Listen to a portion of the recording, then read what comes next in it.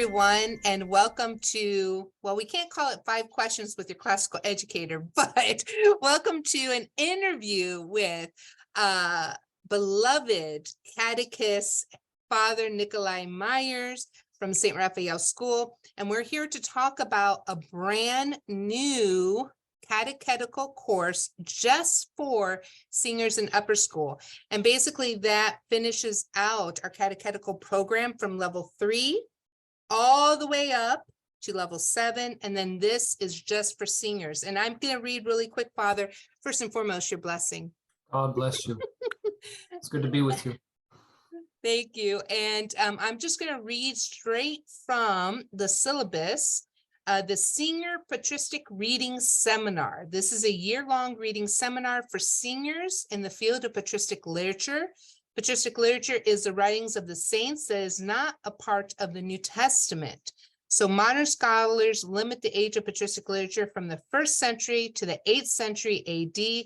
In this course, we will not limit ourselves to works written before the 8th century, but we will look at significant works from all the centuries from apostolic era until now. So, wow, first and foremost, I'm like, can I take this class, Father? I might hop in once in a while and take this class. So, Father Nikolai, why don't you tell us, your inspiration, where you see this class going for our senior students? Well, I was looking over all the things that we read in not just catechism, but also in our liberal arts courses. And there's a lot of things from the Western tradition that we focus on, many things from the Orthodox tradition. And so we have a very broad and it says reading list, actually, that I knew was there, but not until I actually started highlighting all of this. And so, and so our students, if they're taking, all those classes, they're going to have a great foundation, right? But not all students at St. Raphael School have gone through all the liberal arts courses, nor have they gone through all the catechism classes. And so some of this, I think, is intended for seniors who maybe feel like they've missed out on some things, to be able to have a year where they can read through the breadth of significant texts from the saints from all periods of the life of the church, to establish themselves in that tradition, in that understanding, in that perspective, that orientation, to really delve into the mind of the church as it's expressed throughout its history. And then also for the students who have been through all of the courses that we've offered, the catechism classes and so forth. What I will intend to do is not duplicate what they've already read. So they've read Maximus the Confessor in at least 2 courses. They've read Augustine, they've read Athanasius, right? They'll have read a little bit of Basil, but there's still a lot out there that they haven't read. And so I intend to take things like the theological orations of Gregory the Theologian, and read these. To take something also from St. Basil, St. John Chrysostom, the great early Cappadocian fathers, of course, to read, actually also to read the liturgical texts of St. John and St. Basil. Correct. To read those prayers, really kind of, we experience them in liturgy, but we don't always delve into them deeply just reading them. So I want to familiarize them with those things, as well as what comes later, of course, specifically Dorotheus of Gaza, his Discourse and Sayings, which is such a foundational work in the monastic world. It's kind of the first thing you read at the monastery, and you keep reading it. So whereas if they've gone through catechism, they've read the Ladder of Divine Ascent, they've read Unseen Warfare, they've read Elder Cleopa. Yes. So But I want them to see, what's the beginning of the spiritual life with St. Dorotheos, and then how all of this has this clear continuity from those fathers of the 3rd, 4th, 5th, 6th centuries, going through all the way to the 21st century. Yes. So we're going to take some time to read St. Silouan, Yes. St. Nikolai Velimirovich, the great Chrysostom of Serbia, two, in a sense, prolific, in a sense, very important saints of the 20th century, but also those who precede them, like St. Tikhon of Zadansk, the great Chrysostom of Russia, in a sense, right?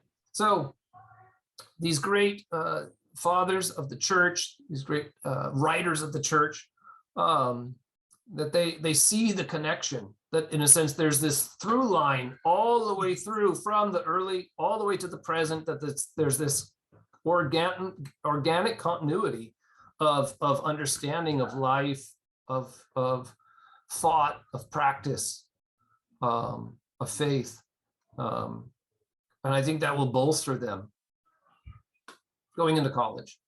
Yeah, I so appreciate, of course, when I saw St. Silouan the Athonite, of course, I rejoiced. I have 2 copies of St. Sophroni's book on him, and I've read it I don't know how many times. It's just so fruitful, and like you said, that apostolic succession, can we call it that, from the beginning early church fathers all the way up to present day, that is the same and hasn't changed. And I think you're so right. And thank you, by the way, for analyzing our liberal arts program, our catechetical program, to really see what our students have already read, so that students that have no deep connection to the program from the very beginning could benefit from this, and those that have had it from the very beginning until now can benefit from it. And it's so important that they have that foundation before they enter into the next phase of their life, because they're going to be accosted. And maybe you want to speak a little bit about that. I know level 7, we talk about apologetics, but even more so, they'll be accosted with different ideas, different philosophies, and they too will now, with this course and everything else they've learned through St. Raphael's School, have the tools to be able to, if needed, explain or even be a presence of Christ wherever they are. So I didn't know if you wanted to speak a little bit on that. Yeah, I think what we want to really give them is the way in which the church sees the world, and the way in which Christ sees the world, and how he has handed that down to us, to make them very much, to refine their taste, their palate. I was a godson of mine, his brother works in a bank, and he told me about how they train people to identify counterfeit money. And that it's with feel, it's touch, and that it's they have this very refined sense of what a real dollar feels like, and they physically count out the money. They go through it by hand, and when something counterfeit comes along, they feel it. They feel it because they have this refined sense of what is real, what is a real dollar. And so the same kind of idea is here, right? We want to very much refine our children's taste of the faith, in a sense, the scent of the faith, not just this intellectual, that's part of it, but it's not all of it. Right.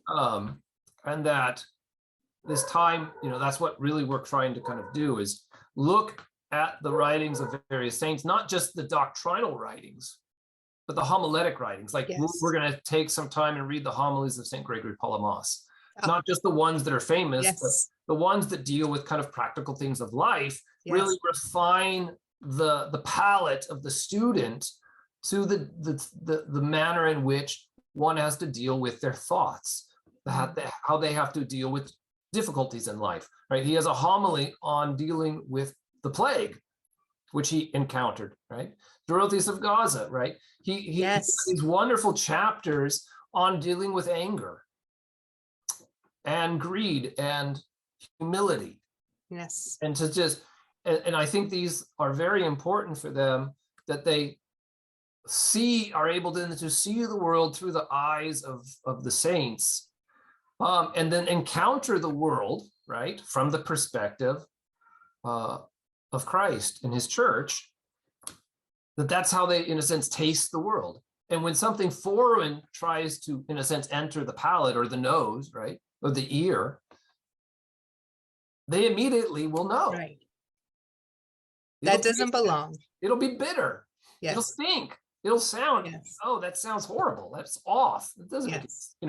It's more than just, logically rationally, this doesn't make sense. Yes, that's true. But we want all the senses, all the faculties of the soul and the body, in a sense, to have been refined, right? To appreciate the beauty of the faith, right? The goodness of the faith. And when the ugliness of the world, of the fallenness of the world comes along, that it's easy to identify. But then also to know what to do about it, how to love that fallen world, and to bear the burden of it and those within it, and to pray for and love even one's enemy, right? How do you do this? But it's explained. It's like it's all there. The tradition gives us the map, the way, right? This, in my homily this last Sunday, I talked about the way. This is the way, right? And even pop culture has picked up on this. The Mandalorian, the Star Wars offshoot. This is a refrain that they use, in their show about this is the way, right? But this comes back to this early Christian kind of conception of itself, is this is the way. And even in like Saint Dorotheus of Gaza talks about going to the extremes, to the right and to the left. Mm-hmm. We often just think about the left, the problem of the left hand, the excess, the too much. But there is the sins of the right, right? Yes. Right? The holding too tight, the too much zeal without wisdom, too much confinement, being pharisaical, holding to the letter of the law, not the spirit, right? Without keeping the law without love. So entering into these texts that open our eyes and our experience to this understanding, right? Then the Sunday of the Publican and Pharisee makes a lot more sense. Yes, it does. And the week of not fasting, right? And various practices in the life of the church. All of these things, become more real and tangible to the student through in a sense, touching these things through what the saints have given to us. So that's at least, that's my hope. I'm sure I'm going to fail at it, but I'm going to try. We're going to try. This sounds wonderful, Father Nikolai, just wonderful. And like I said, I wish I could take it, but I will hop in once in a while to listen attentively.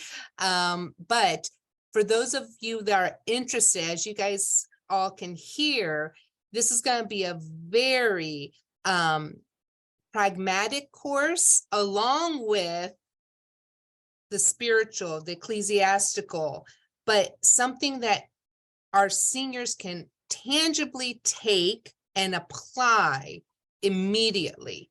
Mm-hmm. And so this class will run September to May, 1 day a week, on Fridays at 12:30 for 60 to 75 minutes, depending, I assume, the discussion, Father. I always take the whole 75. So sometimes even more. Well, we push it a little bit, but I try not to. But the kids just want to stay. They need this. This is spiritual nourishment for them. And so, again, this is for seniors in upper school. And the syllabus is online. Please go visit straphaelschool.com under courses, and it'll be in the upper school area catechetical section. And Father Nikolai, thank you again for, first and foremost, taking such good care of all of us. You and Father Noah Buscelli, our spiritual director, always do. And thank you for really mindfully looking at our liberal arts and our catechetical program to see what more we can give. And this definitely is God blessed and a lot more that we are able to offer to our seniors that will be moving into their next phase of life. It's also a kind of a selfish way of mine to get my students back. Because I teach, I get them in catechism level 4 when they're 5th and 6th graders, then I let them go, off to and so now I finally get to see them again. So I love that. I love it. It's great. And I know they're excited to have you again as well. So this is, and make sure I say the correct course name, Senior Patristic Reading Seminar, year-long class at St. Raphael School, going to be instructed by Father Nikolai Meyers, longtime and beloved catechist of our school. It'll be on Fridays, 12:30. So please register because obviously it's going to be amazing. So if you have any questions, comments, or concerns, please reach out directly to Father Nikolai. You can find his email address on our instructor page, or you can also email myself. Anything else, Father Nikolai? No, All right. a blessed fast of Saints Peter and Paul. Yes. Thank you so much. Take care.